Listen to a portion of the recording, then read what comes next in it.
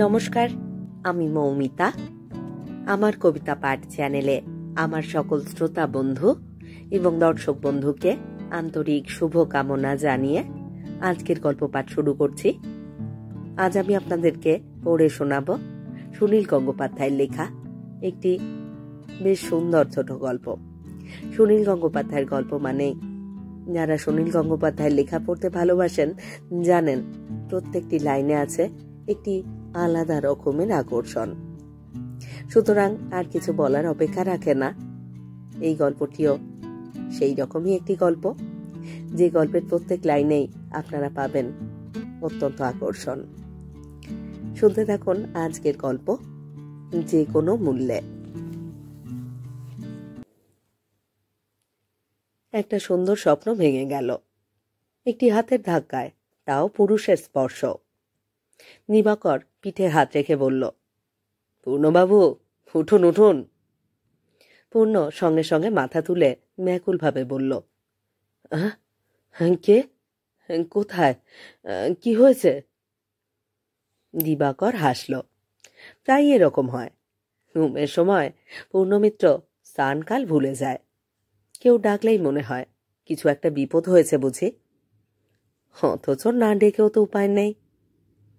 পূর্ণ এবারে ভালো করে চোখ মেলে দেখল, বড় হলঘরটার প্রায় সব আলো নিভে গেছে। লাইব্রেরির আর কোনো টেবিলে একজন লোকও নেই। পূর্ণ জিজ্ঞেস করল, কটা বাজে? দিবাকর বলল, 9:15 বেজে গেছে, আমরা বাড়ি যাব না? আমি তো দেখছি আপনি অনেকক্ষণ ধরেই ঘুমোচ্ছেন, বাড়িতে গিয়ে ঘুমোতে পারেন না? পূর্ণ বলল, বাড়িতে ঘুম আসে না, আমি সারা রাত এখানে ঘুমিয়ে থাকলে কি ক্ষতি হতো? দিবাকর বলল, তা কখনো হয় নাকি? রাত্রির এখানে ভূত আসে, স্যার ফিলিপ ফ্রান্সিসের ভূত আপনার গলা টিপে ধরত। নিন নিন, উঠে পড়ুন, আমি কাউন্টারের আলো নিভিয়ে দিচ্ছি, আপনার কাগজপত্র গুছিয়ে নিন। দিবাকর কাউন্টারের দিকে চলে গেল। টেবিলের তলায় জুতো খুঁজতে লাগলো পূর্ণ। জুতো জোড়া অনেক দূরে চলে গেছে। নিচু হয়ে হাতড়াতে জুতোর বদলে প্রথমে হাতে ঠেকলো একটা বই। যে কোনো বই চোখের সামনে এলেই পাতা উল্টে দেখা পূর্ণ স্বভাব। মলা টোলটাতেই একটি রূপবান কিশোরের ছবি, অর্থাৎ রিমব্যান্ডের জীবনী, এনিট স্টার্কির লেখা। পূর্ণর ভুরু কুঁচকে গেল। এ কি সেই কবি র্যাবো? কলেজ জীবনে সে র্যাবোর নামের উচ্চারণ ভুল করেছিল বলে একজন বন্ধু কত ঠাট্টা করেছিল। ফরাসি শব্দের উচ্চারণ তো ভুল হতেই পারে, ফরাসিতে এই অক্ষরটার উচ্চারণ প্রায় নেই বললেই হয়, তবু ওদের অ্যালফাবেটে এইচ রেখেছে কেন কে জানে। র্যাবোর নামটা শেষে ডি আছে, তাও উজ্জ। পূর্ণ কখনো র্যাবোর জীবনী পড়েনি। এই বইটা কেউ ফেলে রেখে গেছে। এখন পূর্ণ যদি বইটা ইস্যু করাতে চায়, দিবাকর নিশ্চয়ই চেঁচামেচি শুরু করবে। এমনিতেই অনেক দেরি হয়ে গেছে। এক কাজ করা যেতে পারে, বইখানা আজ এমনি নিয়ে গিয়ে কাল আবার এনে এখানে ফেলে রাখলেই হলো। আজ রাতের মধ্যে তো আর কেউ বইটার খোঁজ করবে না। পূর্ণ আজ রাতেই বইটা পড়ে ফেলতে পারবে। চট করে পাঞ্জাবিটা তুলে পেটের কাছে পাজামার মধ্যে ঢুকিয়ে দিল বইটা। দিয়েই তার বুক ঢিপঢিপ করতে লাগলো। এরকম কাজ সে কখনো করেনি। সে অনেক বছর ধরেই প্রত্যেক দিন ন্যাশনাল লাইব্রেরিতে আসে, অনেকেই তাকে চেনে। দিবাকর ঠাট্টা করে বলে, ঝড় বৃষ্টি বজ্রপাতের মধ্যে যদি একজন পাঠকও লাইব্রেরিতে না আসে, তবু আমরা জানি পূর্ণমিত্তির আসবেই। কিন্তু এই বইটা যে আজ রাত্রিরেই পড়তে ইচ্ছে করছে খুব। কলেজে সুরঞ্জন নামে তার বন্ধুটি র্যাবোর কবিতা নিয়ে খুব জালিয়াতি করত। পূর্ণ যেদিন র্যাবোর নামের উচ্চারণ ভুল করে, সুরঞ্জন হা হা করে বিদ্রুপের অট্টহাস্য করেছিল। সেদিন পাশে দাঁড়িয়েছিল লীনা। সেজন্যই পূর্ণ বেশ অপমানিত বোধ করেছিল। দিবাকরের সঙ্গেই বাইরে বেরিয়ে এলো পূর্ণ। দিবাকর কি বুঝতে পারছে তার পেটের কাজটা কিছুটা উঁচু হয়ে আছে। দিবাকর অবশ্য কিছুই লক্ষ্য করছে না। কেন্দ্রীয় সরকারের বাজেটে শিক্ষা খাতে বরাদ্দ কমে গেছে বলে অনুযোগ জানাতে জানাতে সে পূর্ণর কাছ থেকে সিগারেট চাইল। দুজনের বাস দুদিকে। দিবাকর থাকে বেহালায়, পূর্ণ লেক গার্ডেন্সে। দিবাকর বাসে উঠে যাবার পর পূর্ণ বইটা বার করে হাতে নিল। বইটার জন্য পেটের কাছে লাগছিল। মনের মধ্যে এখনো খচখচ করছে, যদিও মাত্র এক রাত্রিরের ব্যাপার, কাল ফেরত দিলেই দোষ কেটে যাবে। বইটা পড়ে নিয়ে সুরঞ্জনের সঙ্গে দেখা করতে হবে একবার। সুরঞ্জন এখন যাদবপুর বিশ্ববিদ্যালয়ে পড়ায়। বাড়ি ফিরে আর রান্না করতে ইচ্ছে করে না। 2 পিস পাউরুটিতে মাখন মাখিয়ে সঙ্গে একটা কলা নিয়ে পূর্ণ খিদে মিটিয়ে ফেলল। আগে 24 ঘন্টার একজন লোক ছিল, সেই রান্নাবান্না করে দিত। একবার দেশে গিয়ে সে আর ফিরল না। পূর্ণ আর লোক রাখেনি। একটা ঠিকেজি দিনের বেলা এসে বাসন কোসন মেজে ঘরদোর সাফ করে দিয়ে যায়। ইচ্ছে হলে মাঝে মাঝে পূর্ণ নিজে রান্না করে, অথবা পাউরুটি দিয়েই চালিয়ে দেয়। একা থাকতেই তার অভ্যেস হয়ে গেছে, একা থাকতেই তার ভালো লাগে। লীনা চলে যাবার পর নিজের বাড়িটাকে আর বাড়ি বলে মনে হয় না, মনে হয় হস্টেলের একটা ঘর। একখানা নয়, 3খানা ঘরের ফ্ল্যাট। চন্দননগরের পৈতৃক বাড়িটা বিক্রি করে এটা কেনা হয়েছিল। লীনারই শখ ছিল বেশি। নিজের পছন্দ মতন লীনা গোটা ফ্ল্যাটটাকে সাজিয়েছিল। জানলার পর্দাগুলো সেই একই রয়ে গেছে এখনো। লীনার চুলের কাঁটা, ক্লিপ, সেফটিপিন, চুড়ি, ব্রা এখানে সেখানে চোখে পড়ে। খাটের তলায় লীনার একজোড়া চটি পড়ে আছে, সেই 2 বছর ধরে। লীনা আর কখনো ফিরবে না। তবু পূর্ণ ওর কোনো জিনিস সরায় না, হাত দিয়ে ছুঁতেই ইচ্ছে করে না। বইখানা নিয়ে শুয়ে পড়ল পূর্ণ। আর তো ড্যামো নামের দুরন্ত কিশোরটির জীবনীর বেশ কিছুটা অংশ সে পড়ে ফেলল গভীর মনোযোগ দিয়ে। তারপর তার একটা সিগারেট টানবার ইচ্ছা হলো। শিয়রের কাছে ঘড়িতে দেখল প্রায় 1:30টা বাজে। কোথাও কোনো শব্দ নেই। এই পাড়াটা নিরিবিলি, এত রাতে কোনো গাড়ি চলে না। একটুও ঘুম নেই পূর্ণ চোখে। অথচ ন্যাশনাল লাইব্রেরিতে সে ঘুমিয়ে পড়েছিল। এইরকম প্রায়ই হয়, লাইব্রেরিতে সে ঘুমিয়ে পড়ে, কিন্তু বাড়ি ফিরে ঘুম আসে না। তার খুব ইচ্ছে করে পুরো একটা রাত ওই বেলভেডিয়ার হাউসে কাটাতে। দিবাকরদের ধারণা রাত্রিরে ওখানে ভূত আসে। স্যার ফিলিপ ফ্রান্সিসের ভূতকেই দিবাকরের বেশি পছন্দ। দিবাকর শুনেছে যে এই ন্যাশনাল লাইব্রেরির কাছেই ফিলিপ ফ্রান্সিস ওয়ারেন হেস্টিংসের সঙ্গে ডুয়েল লড়তে গিয়ে হেরে গিয়েছিলেন। দিবাকর জানে না যে ফিলিপ ফ্রান্সিস আহত হলেও এখানে মারা যায়নি। তার মৃত্যু হয়েছিল লন্ডনে ফিরে যাবার পরে, অনেক পরে। ভূতেরা কি লন্ডন থেকে কলকাতা পর্যন্ত যাতায়াত করতে পারে? ভূত গ্রাহ্য করে না পূর্ণ। কিন্তু ন্যাশনাল লাইব্রেরির ঐতিহাসিক বাড়িটিতে এখন হাজার হাজার বই, কত মানুষের অভিজ্ঞতা, কত মনীষী সারা জীবনের সাধনা রয়ে গেছে চাপা বইয়ের পৃষ্ঠায়। পূর্ণ যেন এক এক সময় সেই সব মৃত লেখকদের নিঃশ্বাস টের পায়। লীনা তাকে বলতো ঘুম কাতুরে। সত্যি তখন 10টা, 10:30টার মধ্যেই পূর্ণ চোখের পাতা জুড়ে আসত।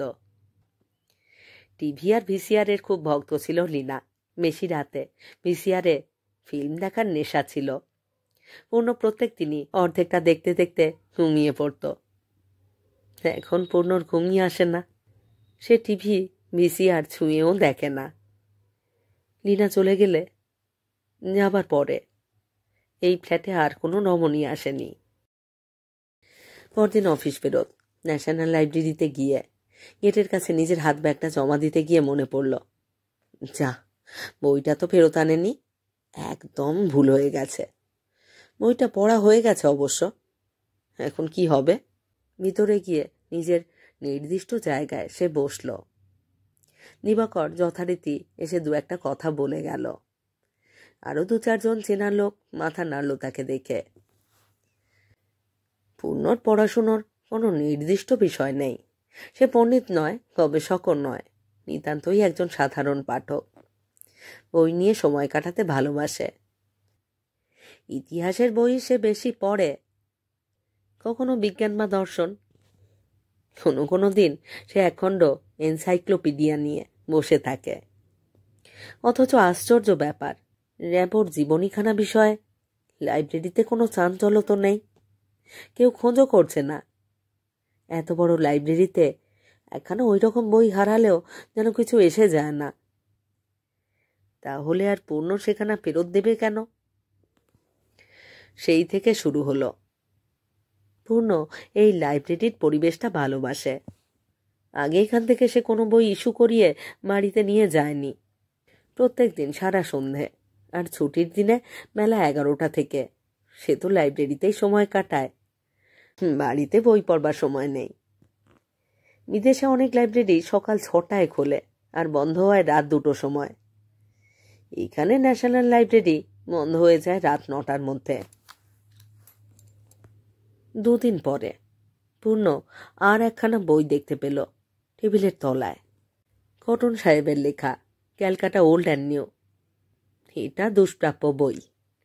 এটা সরালেও লাইব্রেরি কর্তৃপক্ষের টনক নড়বে না। দেখা যাক। পূর্ণ পেটে গুজে নিয়ে গেল বইখানা। পরদিন কিংবা তার পরদিন, দিনের পর দিন কোনো সাড়া শব্দ শোনা গেল না সেই বই সম্পর্কে। ভারী মজা তো। এইসব দামি দামি বই সম্পর্কে কর্তাদের কোনো হুঁশ নেই। আরো বেশ কয়েকখানা বই সরাবার পর পূর্ণ একটা ব্যাপার আবিষ্কার করল। আজকাল নিজের বাড়িতেও তার ঘুম হয়। তার খাটের পাশের দেওয়ালে বইয়ে দেখ, সেখানে এখন ন্যাশনাল লাইব্রেরি থেকে আনা বইগুলো সাজানো। শোয়ার সময় সে একখানা বই পাশে রাখে। মাঝে মাঝে র্যাকের বইগুলোর দিকে তাকায়। সে শুনতে পায় লেখকদের নিঃশ্বাস। একসময় তার ঘুম আসে। পূর্ণ কি নিজের পয়সায় বই কিনতে পারে না? নিশ্চয়ই পারে, এবং কেনেও। বাংলা, ইংরেজি নানা রকম বই। সব বই সে পড়ে না, তবু কেনে। লীনা চলে গেছে। দুনিয়ায় আর তার কেউ নেই। টাকা পয়সা জমিয়েই বা সে কি করবে? তার অন্য কোনো শখ নেই। বেড়াতে সে একদম ভালোবাসে না। কিন্তু টাকা থাকলেও যে সব বই কেনা যায় না। কি হয়ে গেছে দেশটার অবস্থা! বিদেশি বই প্রায় আসেই না। অ্যান্ড্রে মাউরিয়াসের লেখা অ্যান্টি মেমোরিজ বইটার অনেক খোঁজ করেছিল পূর্ণ। পার্ক স্ট্রিটের এক দোকানদার বলেছিল, ও বই ইন্ডিয়ায় পাবেন না। একদিন সেই বইখানা দেখল ন্যাশনাল লাইব্রেরির একটা অ্যালকভের মেঝেতে পড়ে আছে এক কোণে। দেখে মনে হয় 3-4 দিন ওইভাবেই পড়ে আছে অবহেলায়। পূর্ণ তুলে নিল টপ করে। বাড়িতে এসে সেই বইয়ের কয়েকটা পাতা পড়তে না পড়তেই ঘুমে চোখ জড়িয়ে এলো। অ্যান্ড্রে মাউরিয়াস অত বড় লেখক ছিলেন। একসময় ফ্রান্সের মন্ত্রী ছিলেন। তিনি নিজেই মধ্যপ্রাচ্য থেকে অনেক শিল্পকীর্তি চুরি করেছিলেন। তিনি পূর্ণকে স্বপ্নের দেখা দিলেন। মুচকি মুচকি হেসে বলতে লাগলেন, বেশ করেছিস, বই চুরিতে কোনো দোষ নেই। তারপর আর কি ফেরত দিতে ইচ্ছে করে? বইগুলোর খুবই যত্ন করে পূর্ণ। আলাদা কাগজের মলাট দেয়। খুব সাবধানে ইরেজার ঘষে ঘষে ন্যাশনাল লাইব্রেরির ছাপ তুলে ফেলে। পূর্ণকে সন্দেহ করবার কোনো উপায় নেই। এইসব বই সে লাইব্রেরিতে বসে কোনো দিন পড়ে না। তার নামে ইস্যু করাও নয়। অন্যরা যে বই নিয়ে অবহেলা করে সে সেই বইগুলোই বাড়িতে নিয়ে আসে। একদিন পরীক্ষা করবার জন্যে সে র্যাপোর জীবনীখানা চেয়ে একটা স্লিপ দিল কাউন্টারে। খানিক বাদে দিবাকর জানালো বইটা র্যাকে নেই, নিশ্চয়ই বাইরে ইস্যু হয়েছে। পূর্ণ বলল, কে নিয়েছে দেখুন না, আমার খুব দরকার। কিন্তু দিবাকরের অত সময় নেই, কাজের খুব চাপ। এরপর আরো 2-1 দিন খোঁজ করতে দিবাকর শুধু বলে, দেখছি দেখছি। পূর্ণর ঘরে এখন ন্যাশনাল লাইব্রেরির প্রায় 250খানা বই শোভা পায়। সে সেগুলোর দিকে রাত্রিরে বিছানায় শুয়ে তাকিয়ে থাকে। তার মুখে ফুটে ওঠে তৃপ্তির হাসি। এতদিন তার ফ্ল্যাটটা শূন্য মনে হতো। নীনা সবকিছু শূন্য করে দিয়েছিল। পূর্ণর ঘুম কেড়ে নিয়েছিল। ঝগড়াঝাটি বিশেষ হয়নি। লীনা হঠাৎই একদিন বলেছিল সে বাপের বাড়ি চলে যাবে, আর আসবে না। পূর্ণ অবশ্য জানত যে লীনা গোপনে অনিমেষের সঙ্গে দেখা করে। অনিমেষ লীনার দূর সম্পর্কের মামাতো ভাই এবং সে বিবাহিত। অনিমেষের কাছ থেকে কি পাবে লীনা? পূর্ণ লীনাকে কোনো সন্তান দিতে পারেনি। তার বীর্যে কোনো খুঁত নেই, লীনারও খুঁত নেই, তবু কোনো সন্তান হয়নি তাদের। লীনা কি অনিমেষের কাছে সন্তান পাবে? অনিমেষকে বিয়ে না করেও লীনা তার সন্তানকে গর্ভে ধারণ করবে? স্টার্কি শুধু র্যাবোর জীবনই লেখেননি, বদলেয়ারের জীবনীও লিখেছেন। সে বইটাও একদিন পূর্ণর হাতে এসে গেল। 2খানা বই পড়ে ফেলে ফরাসি সাহিত্যের একটা অধ্যায় সম্পর্কে অনেকখানি জ্ঞান সঞ্চয় করে ফেলল পূর্ণ। তারপর এক রবিবার সকালে সুরঞ্জনকে চা খাবার নেমন্তন্ন করল সে। কলেজ জীবনে লীনার সঙ্গে প্রায় সমান বন্ধুত্ব ছিল দুজনের। সুরঞ্জন নিজেকে পূর্ণর তুলনায় অনেক বড় বুদ্ধিজীবী মনে করত। তার চেহারাও বেশ ভালো। তবু লীনা সুরঞ্জনের দিকে না ঝুঁকে পূর্ণর গলায় বড়মাল্য দিতে সুরঞ্জন যত আহত হয়েছিল তার চেয়েও বেশি অবাক হয়েছিল। পূর্ণর মতন একজন সাধারণ লোককে পছন্দ করল লীনা। সুরঞ্জন বিশ্ববিদ্যালয়ের অধ্যাপক, আর পূর্ণ একটা কমার্শিয়াল হাউসের জুনিয়র অফিসার। লীনা এখন চলে গেছে, তা সুরঞ্জন জানে। সেই জন্যই প্রায়ই পূর্ণকে ফোন করে লীনার খবর জানতে চায়। সুরঞ্জনকে নিজের হাতেই চা তৈরি করে দিল পূর্ণ। তারপর ইচ্ছে করে ফরাসি কবিতার প্রসঙ্গ তুলল। পূর্ণর এই নবলব্ধ জ্ঞানের ব্যাপারটা ঠিক বুঝতে পারল না সুরঞ্জন। তার ভুরু কুঁচকে যাচ্ছে। পূর্ণর কাছে সে হেরে যাচ্ছে। লীনা এখানে উপস্থিত নেই, তবু যেন কলেজ জীবনের সেই অপমানে শোধ নিচ্ছে পূর্ণ। অশ্লীলতার দায়ে মদলেয়ারের কবিতার বই অভিযুক্ত হওয়ায় মদলেয়ার ক্ষমা চেয়ে ফরাসি সাম্রাজ্ঞীর কাছে চিঠি লিখেছিলেন। শুনে সুরঞ্জন প্রতিবাদ করে বলল, যা, বাজে কথা। অত বড় কবি কখনো ক্ষমা চাইতে পারেন না। মদলেয়ারের অহমিকা ছিল প্রচণ্ড। পূর্ণ উত্তেজিতভাবে বলল, আমি বাজে কথা বলছি? আমি বাজে কথা বলছি? বাজে কথা বলছি? প্রমাণ দেখতে চাস? তোরা ভালো করে সব না জেনে কলেজে পড়াস কি করে? ঝট করে 2খানা জীবনী গ্রন্থ নিয়ে এসে টেবিলের উপরে ফেলে দিয়ে বলল, এই দেখ। সুরঞ্জন বলল, তুই এই বই পেলি কি করে? এসব বই তো কলকাতায় পাওয়া যায় না। পূর্ণ বিদ্রুপের সুরে বলল, ভালো করে খোঁজ করলেই পাওয়া যায়। আমি কলেজ স্ট্রিটে পুরনো বইয়ের দোকান থেকে পেয়েছি। সুরঞ্জন বই 2খানা নেড়ে চেড়ে দেখতে দেখতে জিজ্ঞাসা করল, কত দাম নিয়েছিল রে? পূর্ণ বলল, দামের জন্য আমি চিন্তা করি না। যেসব বই আমার ভালো লাগে তার জন্য আমি যে কোনো দাম দিতে পারি। তোর তো পড়া হয়ে গেছে, বই দুটো আমাকে বিক্রি করবি? না না, খেতে না পেয়ে মরে গেলেও আমি কোনোদিনই বই বিক্রি করব না।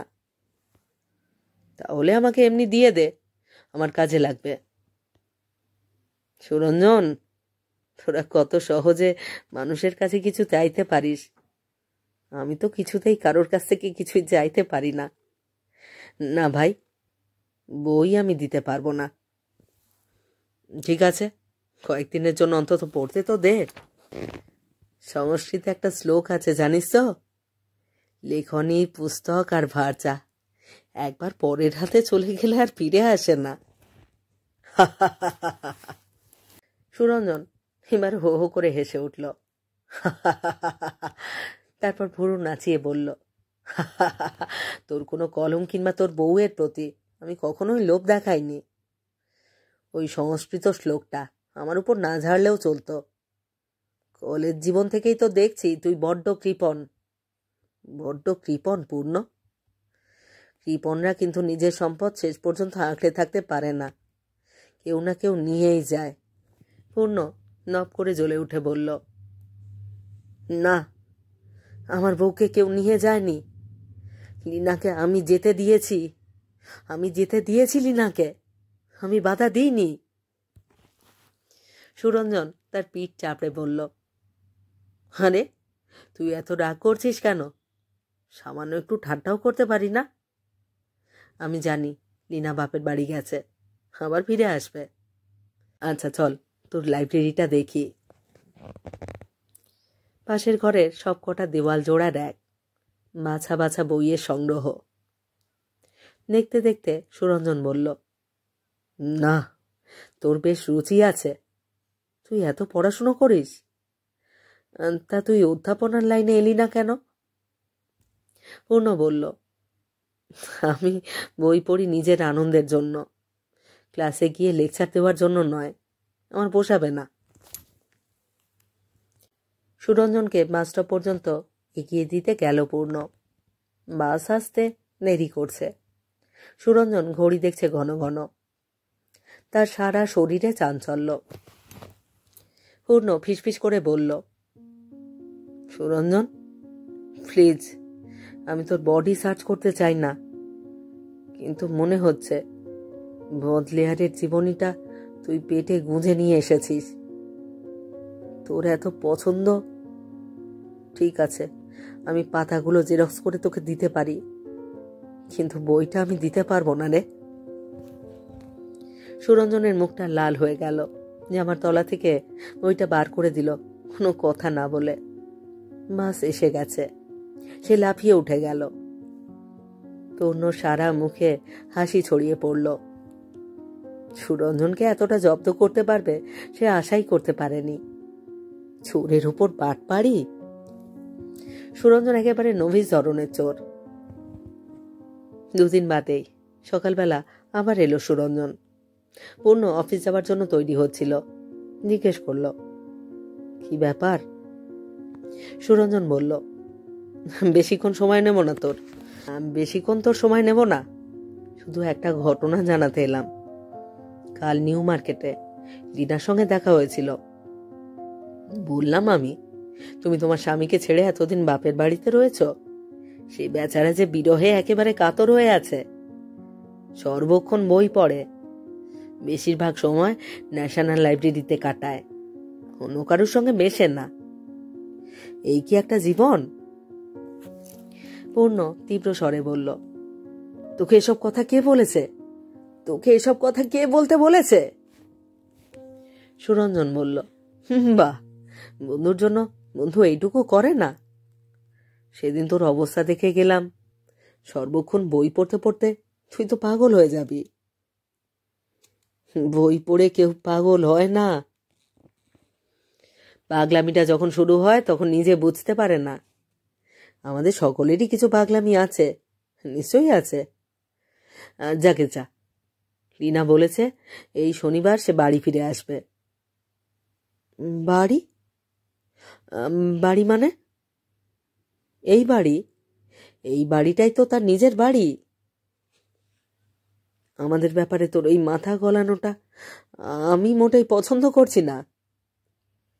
বারে, আমার বাক স্বাধীনতা আছে। লীনা আমারও বন্ধু ছিল, তার সঙ্গে দেখা হলে আমার যা মনে আসে তা বলতে পারবো না।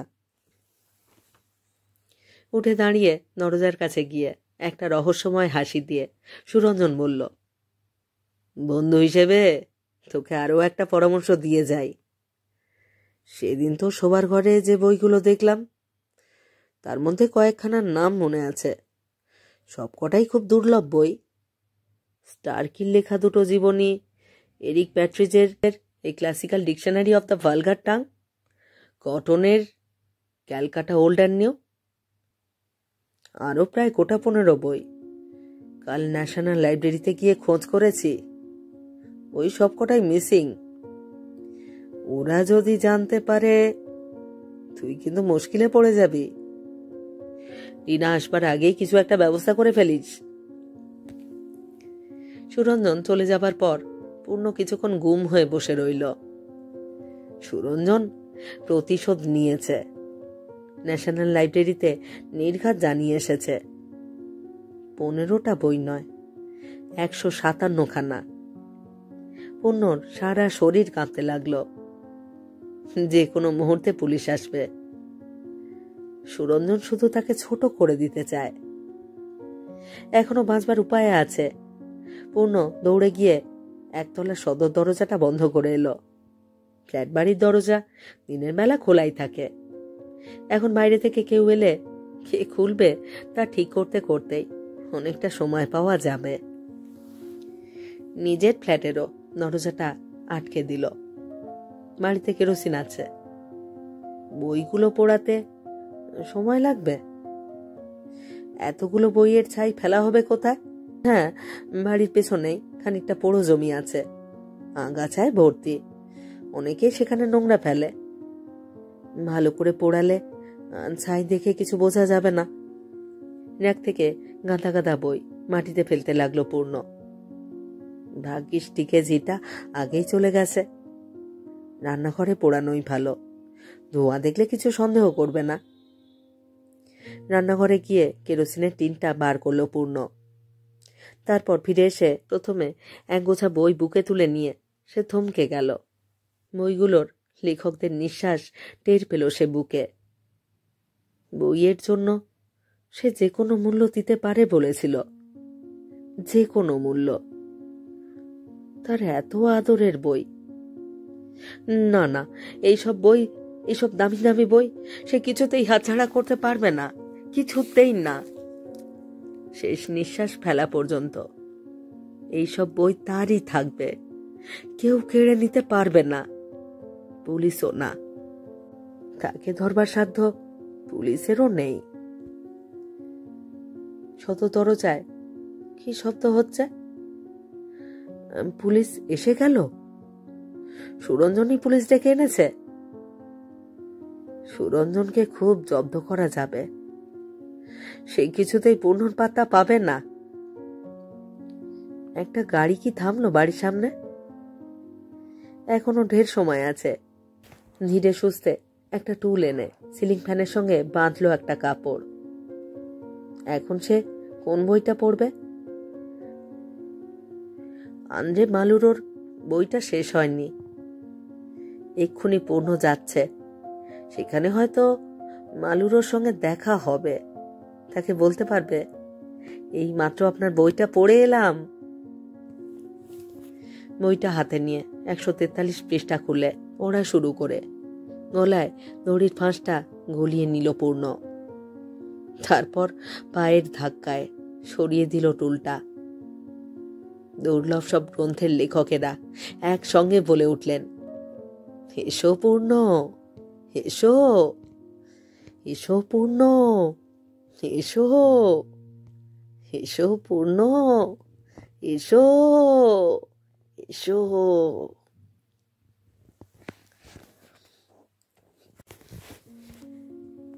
শেষ হলো আজকের গল্প, সুনীল গঙ্গোপাধ্যায়ের লেখা গল্প যে কোনো মূল্যে। বেশ অন্য স্বাদের একটি গল্প, যদিও কল্পকাহিনী, কিন্তু লেখকের কল্পনা শক্তি আমাদের মুগ্ধ না করে পারে না। ভারী অদ্ভুত কাহিনী, ভারী অদ্ভুত মনস্তত্ত্ব। মানুষের মনের মধ্যে যে গভীর খেলা চলে তার হদিশ পাওয়া বড়ই শক্ত। কেমন লাগলো আজকের গল্পটি? কেমন লাগলো আমার পাঠ এবং পরিবেশনা? তা অবশ্যই কমেন্ট বক্সে আমাকে লিখে জানান। প্রত্যেকটি গল্প পড়বার পরে আপনাদের মতামত জানবার অপেক্ষায় থাকি। রোজকারই মতো আমার পুরনো কথাগুলি একবার সংক্ষেপে বলে নিচ্ছি। আমার কবিতা পাঠ চ্যানেলে যারা নিয়মিত আমার পুরো গল্প পাঠ শুনছেন এবং নিয়মিত কমেন্ট করে আমাকে উৎসাহিত করছেন, তাদের জানাই আমার আন্তরিক ধন্যবাদ। যদি আমার গল্প নির্বাচন এবং পাঠ আপনাদের ভালো লাগে, অবশ্যই একটি লাইক করবেন এবং গল্পগুলিকে আপনাদের প্রিয়জনের মধ্যে শেয়ার করবার অনুরোধ রইল। আর আপনারা যারা নতুন আসছেন, যারা এখনও আমার কবিতা পাঠ চ্যানেলটি সাবস্ক্রাইব করেননি তাদের অনুরোধ সাবস্ক্রাইব করে সাথে থাকার। আর হ্যাঁ, সবাইকেই বলছি নোটিফিকেশান কিন্তু অবশ্যই অন রাখবেন। প্রত্যেক দিনই আমি একটি করে নতুন গল্প আপনাদের পড়ে শোনাচ্ছি। প্রত্যেকটি গল্পে আপনাদের সাথে চাই আপনাদের মূল্যবান মতামত। সুনীল গঙ্গোপাধ্যায়ের আরও অনেক সুন্দর সুন্দর গল্প আমি আমার চ্যানেলে পড়েছি। না শোনা হয়ে থাকলে অবশ্যই শুনে দেখতে পারেন। শুনলে কিন্তু মতামত জানাতে ভুলবেন না। সবাই ভালো থাকুন আর থাকুন পরের গল্পের অপেক্ষায়।